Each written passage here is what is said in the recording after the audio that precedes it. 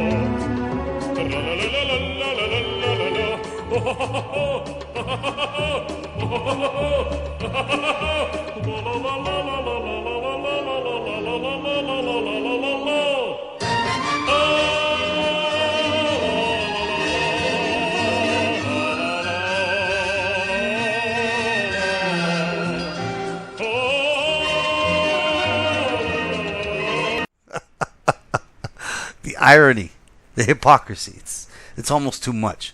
But let's start with what women have in regards to privileges within sexual reproduction. First, let's do that, shall we? Women have been sexually liberated since the late 50s with a little pill that allowed them to fuck freely without consequence by using hormones to trick women's bodies into thinking that no egg is being released. Now, I'm no biochemist, so let me quote from the worldwide's internets to help you understand what I'm talking about. Birth control pills prevent pregnancy through several mechanisms, mainly by stopping ovulation. If no egg is released, there is nothing to be fertilized by sperm, and the woman cannot get pregnant. Most birth control pills contain synthetic forms of two female hormones, estrogen and progestin. These synthetic hormones stabilize a woman's natural hormone levels and prevent estrogen from peaking mid-cycle.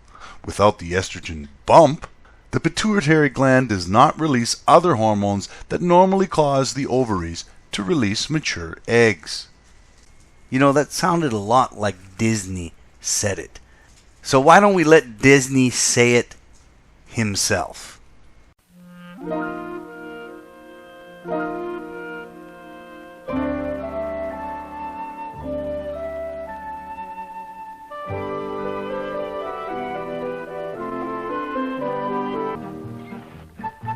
Ladies and gentlemen, today our program is about, one moment, please.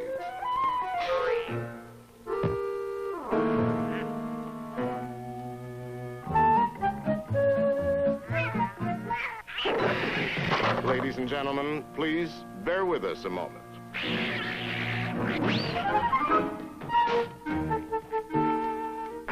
Now, if our special assistant is ready, we will picture for you one of the Earth's most unusual inhabitants, man. Throughout the world, of course, there are all sorts of men. They look different in different places and have different ways of life. But basically, all men are the same. So to make things easier, let's put them together into one, and let this one stand for all. He's a common man, just like you and me. By nature, man is one of the animals, but he has something the rest do not have. Human intelligence, the ability to reason and plan ahead. Other animals are at the mercy of the world around them. But by his ability to reason, man has learned to improve his lot. Carrying him ever upward, this ability may someday make man master of all he surveys. Well, nearly all, for at his side, of course, is woman. But this upward rise is being slowed by the sheer weight of numbers. The family of man is increasing at an astonishing rate, almost doubling every generation. Ironically, this too comes about through man's intelligence. That little cartoon that I just showed you was a bit of a sidebar, a digression. But you have to think and consider. That was published in 1968 by Disney. And today Disney owns everything, including the cock between your legs. So maybe think about it a little bit. But let's get on with the point about hormones and birth control. Now, hormones are a very powerful thing. With the right doses, estrogen can give a man tits, and testosterone can give a woman a swollen clitoris that resembles a tiny little penis.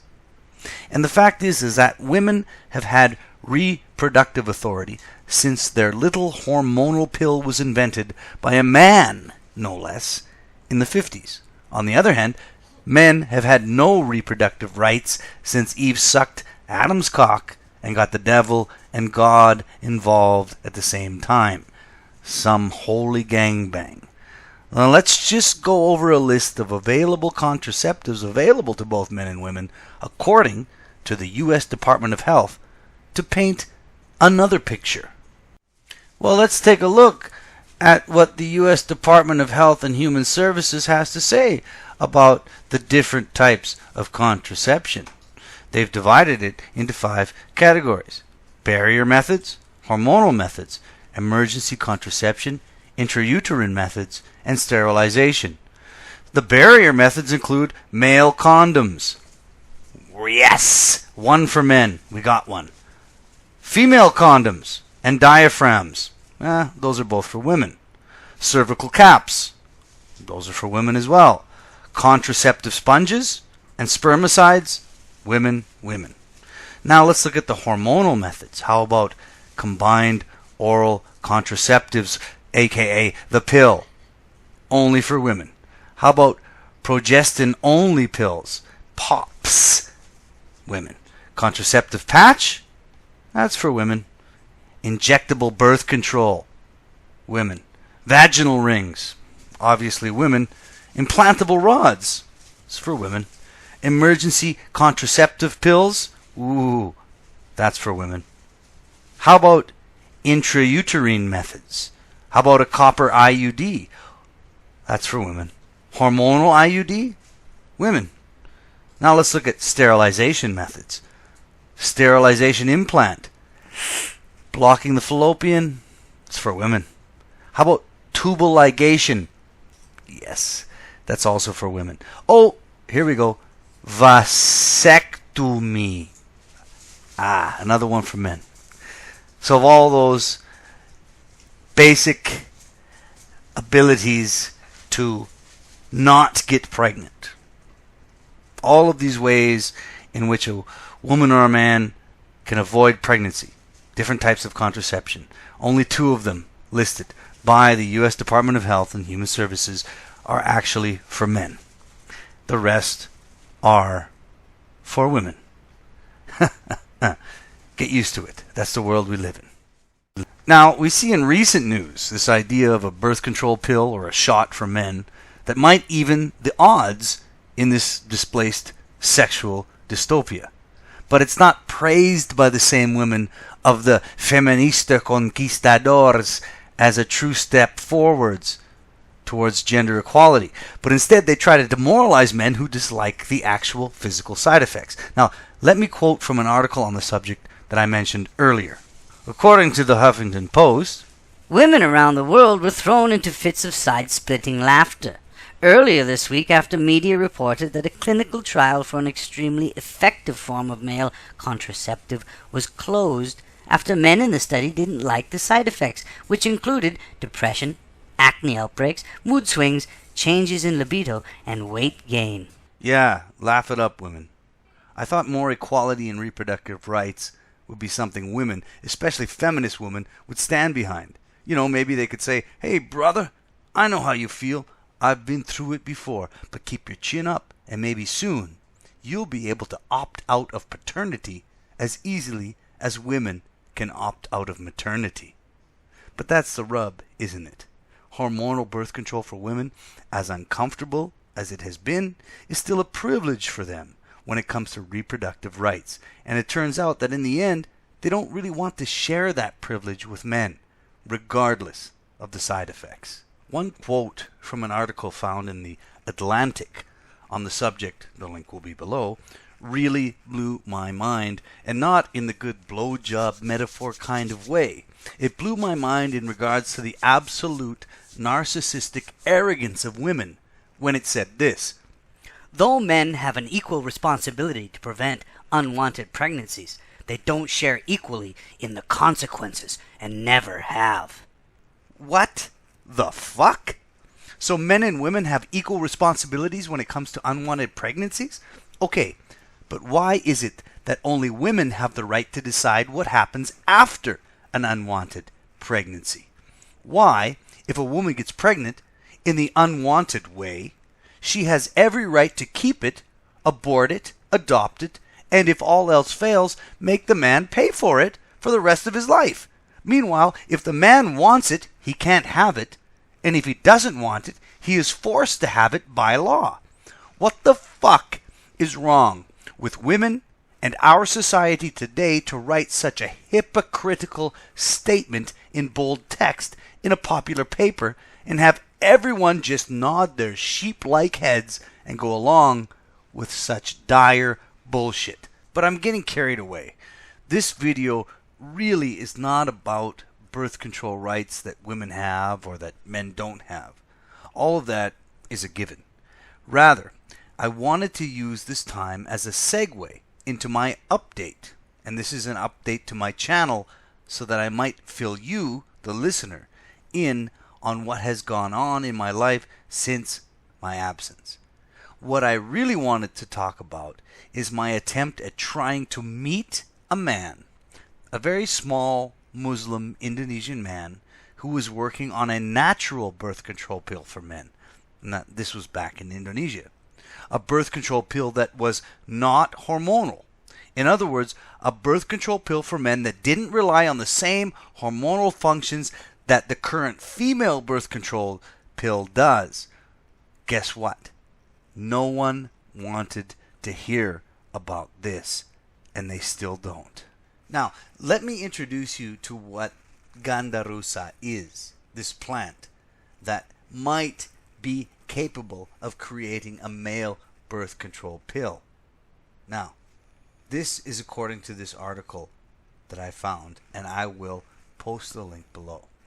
The article says this: Ganda rusa is derived from Justicia gendarusa burm F, a naturally occurring shrub native to China, Indonesia, India, Malaysia, and the Philippines. It has been used in many parts of the world for treating a variety of ailments, including rheumatoid arthritis, food poisoning, headache, earache, bronchitis, eye disease, and fever, among others. Most importantly, one tribe in the Papua province of Indonesia found that drinking a tea made by soaking the plant leaves in water could cause temporary infertility among men. The contraceptive properties of ganda rusa caught the attention of Professor Bambang Prajogo Eko Wardojo of Airlangga University in Surabaya, Indonesia. This is the man that I tried to meet. Starting in 1985, Professor Bambang worked to isolate the active compound of ganda rusa, effectively creating a ganda rusa-based male contraceptive pill and conducting several rounds of clinical trials. The Indonesian National Population and Family Planning Board took interest in the project and funded his research, as well as several rounds of clinical trials for the pill. In 2013, Professor Prajogo Bambang began working with Indonesia's main pharmaceutical company, Indofarma, to begin production of ganda rusa extract for mass production and release to the Indonesian public as soon as 2016. Human trials have been extremely successful, with the ganda rusa pill being over 99% effective at preventing pregnancy. Ganda rusa is a natural compound and we believe that there should be no hurdles to jump in order to access it. We need your help in order to bring this to the public. This website is trying to push an actual natural product that could be a means for men to control their reproductive rights without the hurdles of hormonal influence. I say we need to look into this as far as reproductive rights for men. We already know the consequences of hormonal pills to control reproduction. And it's horrible for women. And it's horrible for men. But this is getting no news. Nobody's talking about it. Nobody wants to talk about it. I tried to meet the man, and I will now tell you the story of how I attempted to meet this man, which was my intention a year ago. I'll tell you the story, and I'll show you what happened after that. Now, back in 2014, I had the idea of meeting Professor Bambang, a doctor teaching at Airlangga University in Surabaya, to try and understand what this buzz was about in regards to a completely natural form of birth control for men. I mean, this was a pill that allowed men to have control over their reproductive rights, but was manufactured from the root of this Gandarusa plant found in Papua New Guinea, and was promised to be completely natural, non-hormonal.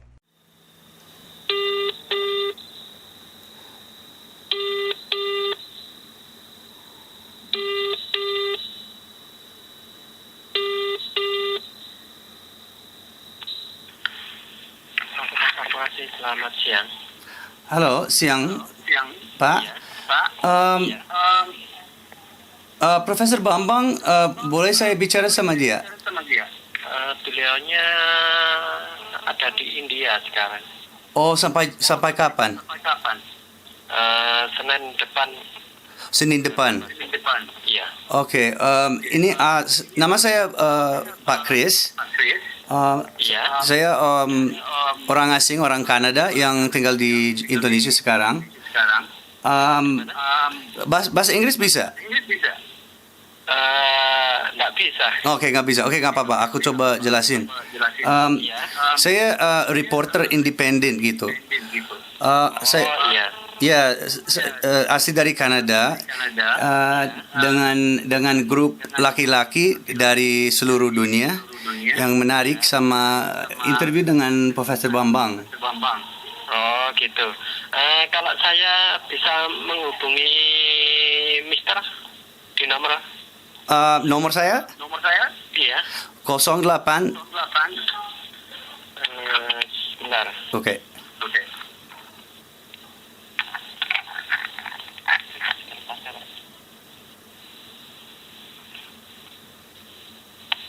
08. Ya, 0815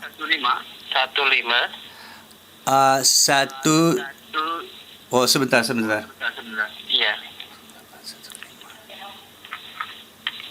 0856 sorry 0856 15 71 200.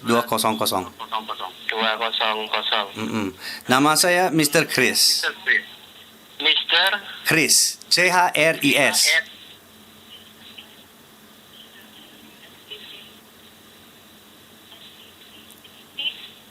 Halo? Ya. Ya, Mr. Chris, CHRIS. Nama keluarga saya SIRIAS, Sirias. Oh, Chris ya. Chris. Oke. Aku mau kasih alamat email saya juga, boleh? Oh iya. Oke, alamat email saya Indonesia Song, satu kata, Indonesia Song, SONG, Ya.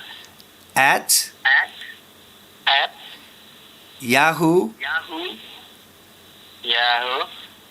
dot ya CA. CA. Ya, itu buat Kanada, CA. Oh iya. indonesiasong@yahoo.ca ya. Iya, benar. Dengan Mr. Chris. Iya, dari Kanada. Oh, dari Kanada, ya. Oke, terus tadi kamu bilang dia balik Senin depan kayaknya. Oh gitu ya. Beliaunya Pak Bambangnya baru Senin ini ada di kampus. Oh, lagi di kampus. Nanti saya sampaikan pesan dari Mr. Chris ya. Iya, benar. Terus kalau nggak ada kabar dari dia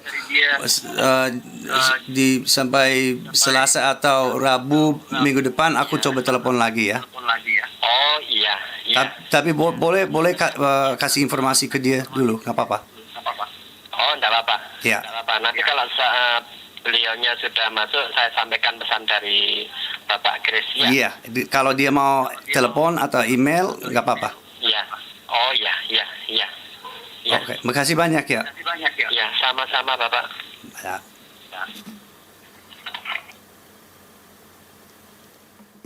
What you just heard was myself trying to contact this Professor Bambang through his faculty at Airlangga University in Surabaya. I tried it many times after that, but with no luck. And unfortunately, I was unable to go to Surabaya at that time until a good friend of mine came to visit me while I was absolutely defeated on the island of Bali. You know, I had lost my teaching contract a month before. I had planned to go to meet Professor Bambang.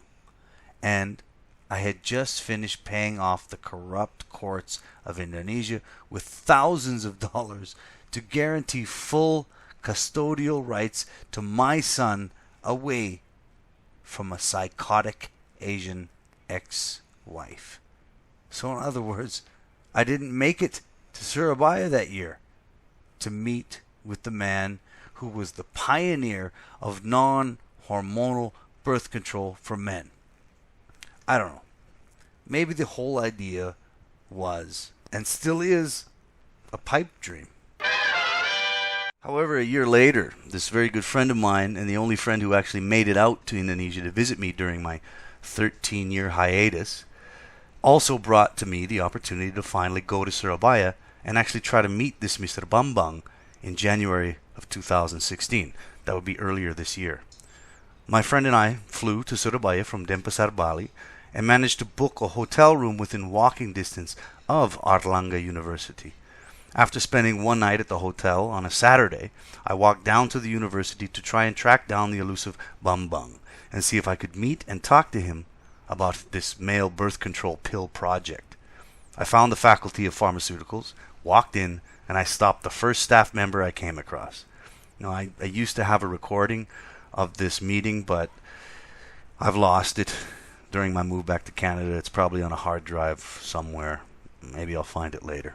So as I met with the Faculty of Pharmaceuticals at Airlangga University, I found out that because it was a Saturday, obviously Professor Bambang was not available. However, the friendly staff did mention that Bambang would be attending a national function on Sunday, the very next day. Apparently, there was a huge meeting of pharmaceutical members from across the country coming together to discuss pharmaceutical issues at another hotel, not far from where I and my friend were staying. What a stroke of luck, I thought. This big meeting of a who's who of pharmaceutical gurus in Indonesia dedicated to the art of putting earthly components into pills and selling it to the public. And this was all going down at the exact same time I chose to come to Surabaya. So I regrouped, went back to my hotel, and got ready to infiltrate this meeting in the hopes of finally seeing this man who might change the world for other men like you and I. So the very next day I went to this function at this high-class hotel. You know, it's the kind of hotel backpackers like myself, well, we don't stay in those kind of hotels while we travel. Now, I made my way in to the second floor where this conference was happening, but I was late, and I missed it. I opened the doors to the now empty conference room and asked the hotel staff member if there were more meetings happening this evening. He redirected me to another floor where many meetings of pharmacists would be going on throughout the evening. I followed the directions and found myself on another floor of the hotel in a sort of lobby with a bunch of people standing behind tables, drinking coffee, with sign-in sheets for various gatherings on the topic of pharmaceuticals happening in various rooms on the floor. I tried to blend in, but I looked like an outsider.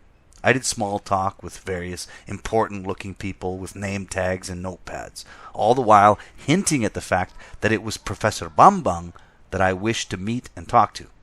One small, young-looking Indonesian man told me that Mr. Bambang would be attending a certain meeting about an hour later. He showed me the attendee list, and I saw Mr. Bambang's signature as evidence that he would be there.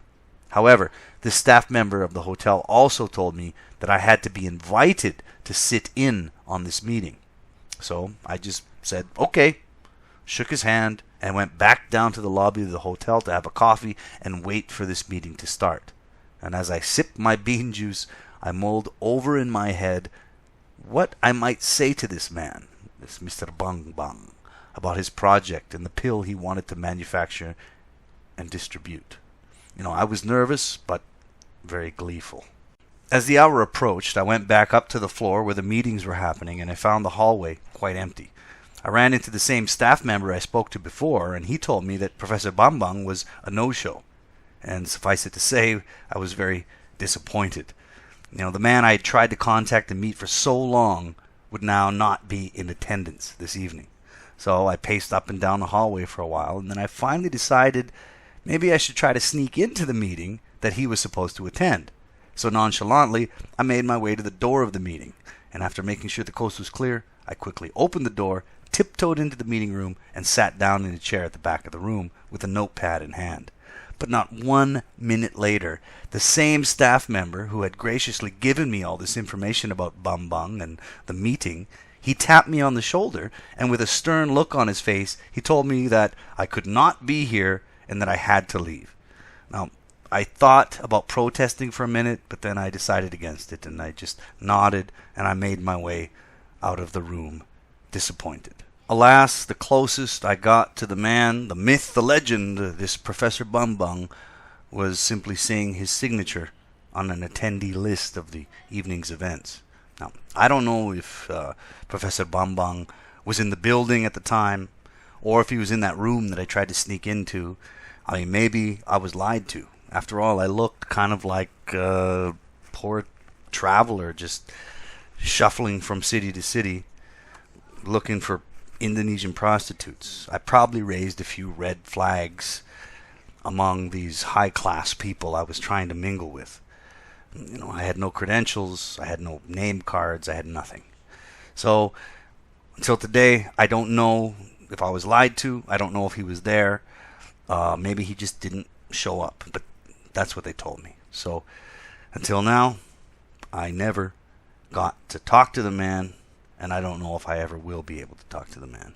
Because now I'm not in Bali, I'm not in Surabaya, I'm not in Jakarta, I'm not in Indonesia, I'm back in Canada. And the sad thing is I hear about these male birth control pills in social media recently, but they're all hormonal. All I hear is women bitching about how the men that are tested on with this poisonous pharmaceuticals, they don't like the side effects. Basically, the popular media today, in regards to male birth control pills, is saying, hey, let's just scrap another chance for men actually having equal rights with women when it comes to reproduction. Now, let's just shame those men because they don't like the side effects of what hormonal birth control pills will do to them. Holy shit! Women have been sucking those pills down like there was no tomorrow since the 50s. They don't mind the fucking side effects. They take it. They go, hey, give me that birth control pill. I don't care about the side effects as long as I can fuck like there's no tomorrow and don't have to take on the responsibilities of having a child. And even if I am pregnant, fuck that, I'll just abort the child. This is such bullshit, man. Men, they don't like the side effects, and that's good because you're not women. Men are seeing it for what it is. It's a fucking scam. It's going to hurt you. Men aren't going to say, yeah, well, we don't mind getting bloated or not being able to fucking get an erection or what other side effects there might be. Uncontrollable acne on my face just so I can't get a kid so I can fuck all I want and come in any woman I want and not have a kid. Come on. Men are smarter than that. You know, they weigh the pros and cons of things. Women don't. They just dive into shit, take it, and expect us to just pat them on the back for their stupidity. But this is what it's coming down to. Men don't want these horrible side effects of hormonal birth control. They don't want it. They don't like it. Now, if you go back to the articles I linked before in this video, you will see a list of side effects to these hormones and the whole talking point about it. I don't want to get into detail because the point is very simply this. Men are more concerned about their well-being than women are concerned about theirs. They'll fucking take that birth control pill, 1950s. Hey, ladies, here, take this pill, and you'll never get pregnant. They fucking ate it up like a motherfucker. You know, it was like women sucking down cigarettes before it was cool. But not men. Men don't do that. Do you understand? Men don't do that. We are MGTOW. We can control ourselves, and we can be considerate about our own health and well-being and not just get a handful of pills shoved down our throat from pharmaceutical companies. And this is why I wanted to talk to this Professor Bambang, because his idea was natural. It was homeopathic, could you say? It was a very natural way of controlling whether or not your sperm creates a kid. So, what is the moral of this story that I've told you over the last few minutes? Well, I would say it's this. Nothing is real until you prove it to yourself, or at least you try. You try. I tried, and I failed. But I'll try again, and that's MGTOW. You try, and if you fail, you try again. You point your face towards the truth, and you move in that direction unhindered. And if something gets in your way, you push it aside, and you keep moving toward the truth. This is what MGTOW is about. And not just that, but understanding you as a man, as a part of society, as a man. Having a penis between your legs and what that means as in regards to who you are in society. You try again, and you don't give up. Look for the truth, man. Look for the truth, brothers, my MGTOW brothers. Now, I'm just for a reference and to pat my own self on the back, I'm going to show you this crappy recording of a song I'm working on. And it says it best. Here you go. Take a listen. Crappy recording. I said I'll never be free again. I'll never find another friend as queen as you are. I don't think I'll find another like you.